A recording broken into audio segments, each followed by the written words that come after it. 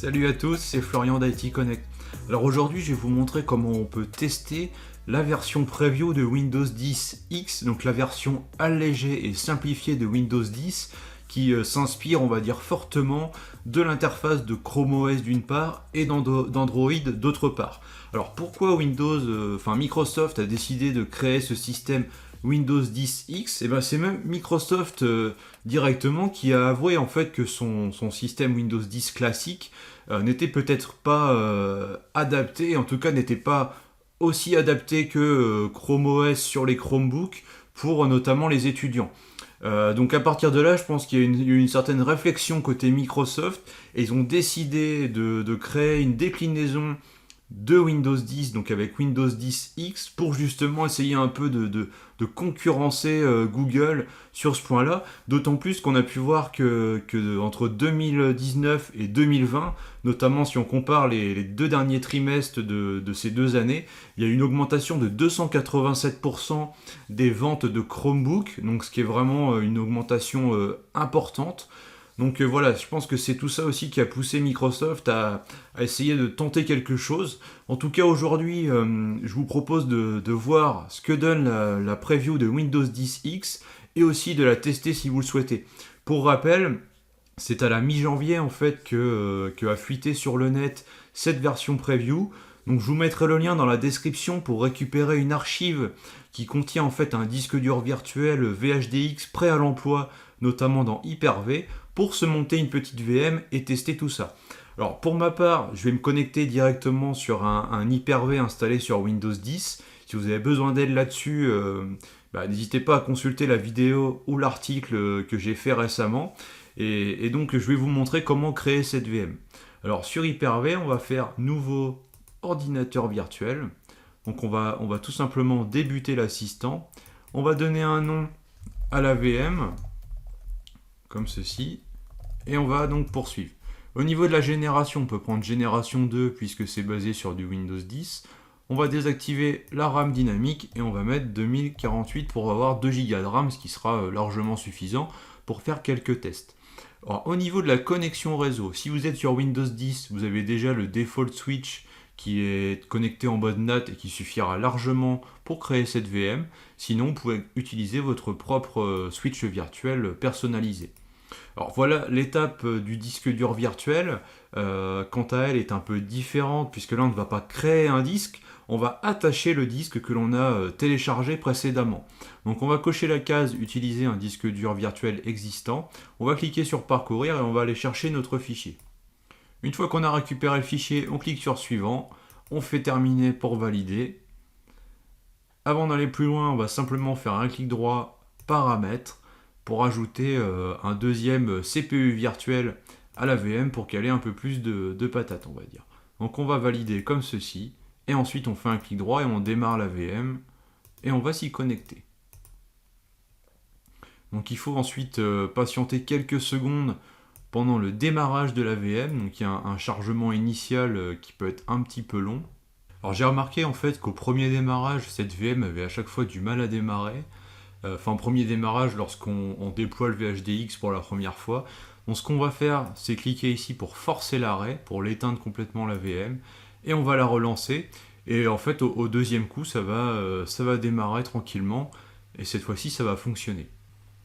Donc voilà Windows 10 X qui commence à apparaître à l'écran, donc ce qui est plutôt une bonne nouvelle. Donc là en fait on a tout le processus d'initialisation, on va dire classique, un peu comme sur Windows 10, sauf que là on va voir que c'est une interface un petit peu modifiée, retravaillée. Donc là ce qu'on va faire déjà c'est choisir la langue, enfin le pays pardon. Donc on va prendre France, ensuite on va choisir le clavier. Donc, pour le clavier on va prendre le clavier français également. Voilà, on clique sur suivant. Là, il nous demande si on veut ajouter une deuxième disposition de clavier, donc on va faire skip pour passer, puisque ce n'est pas nécessaire. Là, on accepte les conditions d'utilisation. Donc voilà, il y a tout un tas d'étapes classiques en fait pour finir d'initialiser le système. Et là, on a le choix entre donc le mode personnel, où là, on va pouvoir utiliser un compte Microsoft Hotmail par exemple. Et là, on a vraiment la pleine possession de la machine. Ou alors, le mode organisation, le mode professionnel, on va utiliser plutôt un compte d'entreprise. Donc là, c'est un compte Microsoft 365. Et on peut imaginer derrière que ça va permettre de connecter la machine, notamment sur Intune, donc l'application cloud, pour gérer le périphérique de manière centralisée. Enfin, avoir voilà, une flotte de périphériques Windows 10 X à gérer. Donc là, on va prendre l'option personnelle, on clique sur Next, et on va devoir se connecter avec un compte Microsoft. Donc j'ai vraiment l'impression, c'est qu'on ne peut pas faire autrement que d'utiliser de toute façon un compte Microsoft pour utiliser en fait cette version de Windows. Une fois qu'on s'est logué, l'assistant nous propose de créer un code PIN pour sécuriser la connexion en fait à ce système. Et donc là, on a plusieurs étapes pour finir, qui là aussi sont des étapes classiques lorsque l'on initialise une machine sous Windows 10. C'est qu'il va nous demander si on veut autoriser la localisation, la collecte de données et tout ça. Donc là, on va cliquer sur No. En fait, l'idée c'est de mettre c'est de mettre No partout en fait, pour refuser, on va dire, et limiter la collecte et l'envoi de données auprès de Microsoft.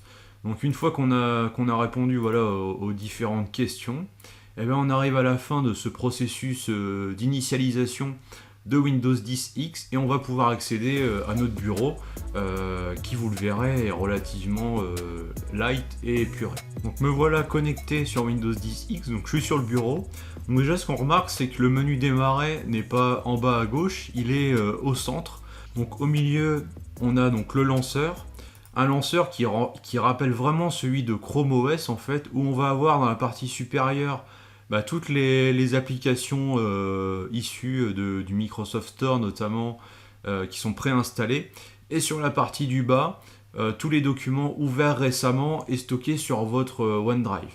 Et donc à partir de là, on a également accès au Microsoft Store pour installer des applications. Et on a aussi accès à Files, donc qui va nous permettre, comme vous allez le voir, d'ouvrir l'explorateur de fichiers. Sauf que ce n'est pas un explorateur de fichiers comme on a l'habitude de le voir.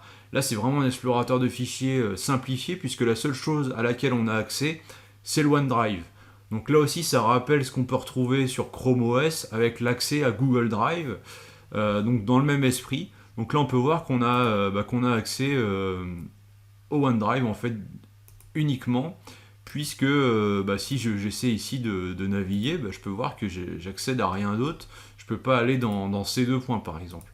Donc c'est vraiment déjà rien qu'à ce niveau-là bridé. Et si je clique donc sur le bouton qui est ici, ça m'affiche en fait les différentes applications qui sont ouvertes, tout en sachant que les applications sont aussi présentes directement dans la barre des tâches comme ceci.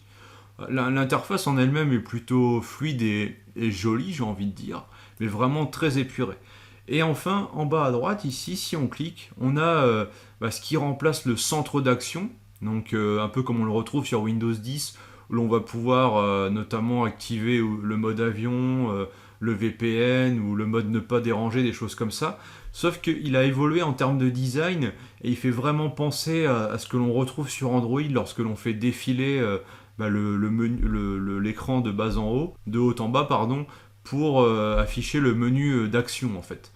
Et ici, donc, on a l'accès aux paramètres. Et donc c'est là au niveau des paramètres où on va retrouver quand même la possibilité d'agir vraiment sur la configuration du système pour faire les mises à jour. On retrouve vraiment le panneau des paramètres en fait que l'on retrouve sur un Windows 10 classique.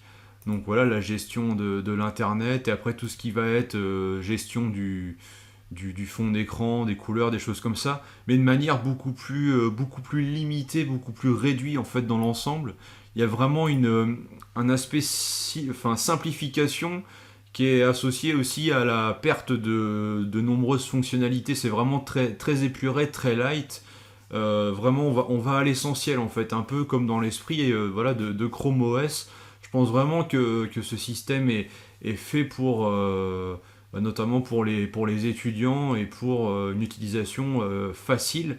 En tout cas, j'imagine qu'en mode entreprise, on a accès à beaucoup plus de paramètres et on va pouvoir piloter ça via Intune. Je pense que c'est vraiment la volonté de Microsoft d'avoir d'un côté l'aspect utilisation classique de Windows 10 X en mode personnel où on installe les applications via le Windows Store et on a un accès très réduit à l'OS.